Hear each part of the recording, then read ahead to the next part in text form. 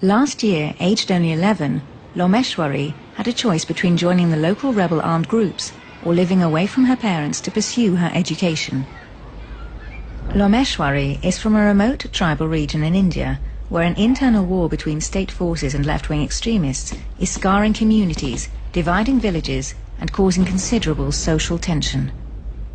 Just like her, hundreds of thousands of young girls in India are living in conflict, tribal or poor areas, and often have to leave school to help support their families.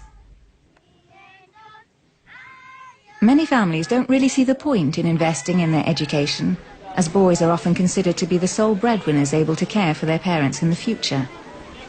The UN estimates that approximately 1 in 2 adult women in India is illiterate, and that over 20% of children are out of school, a majority of whom are girls. When girls do get a chance to attend school, the quality of learning can be so poor in disadvantaged areas that they often don't even learn the basics of literacy and numeracy. The Nani Kali project was created in 1996 to support underprivileged young girls like Lomeshwari in very poor urban and remote rural areas who are at risk of dropping out of school. The project provides them with special sponsorship through which they receive educational support. It is implemented at grassroots level through a network of 23 NGOs across 7 states in India. Jointly managed by the K.C. Mahindra Education Trust and Nandi Foundation, it provides material and academic support to over 57,000 girls today. With almost 1,500 people working across the country, the academic support is based on an innovative method called the cooperative learning approach, which uses entertaining techniques such as storytelling, group games, debates, and group discussions to make learning fun. Classes take place before or after school hours and cover maths, science, and language to bridge gaps in learning. When Lomeshwari decided to attend the academic support classes, she went to live with her grandparents and followed courses each day at dawn to catch up with the requirements of grade 5. At the annual examination that took place last year, she ranked amongst the top 5 in the district, outperforming not only girls from her own village, but also others studying in elite schools. Her results caught the attention of the Chief Minister, and she was given a scholarship, enabling her to enroll in a government residential school, where she is studying today.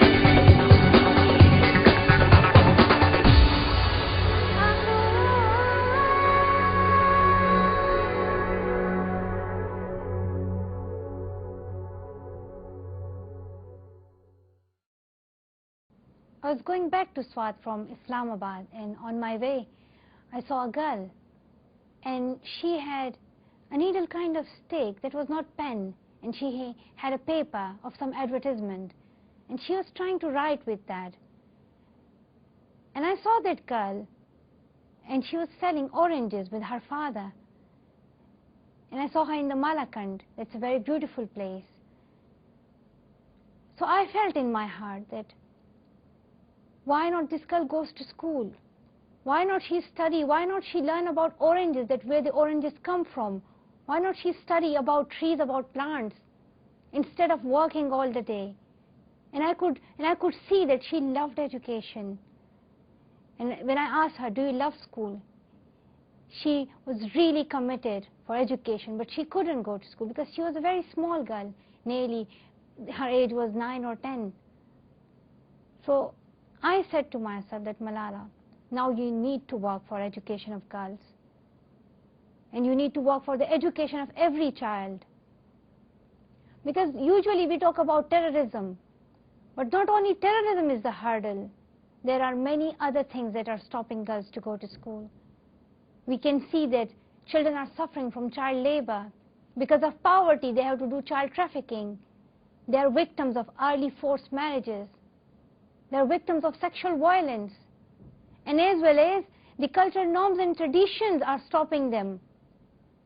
And her only job and her only life is just to cook, feed children, give birth to children, take care of her husband, her mother-in-law, her father-in-law.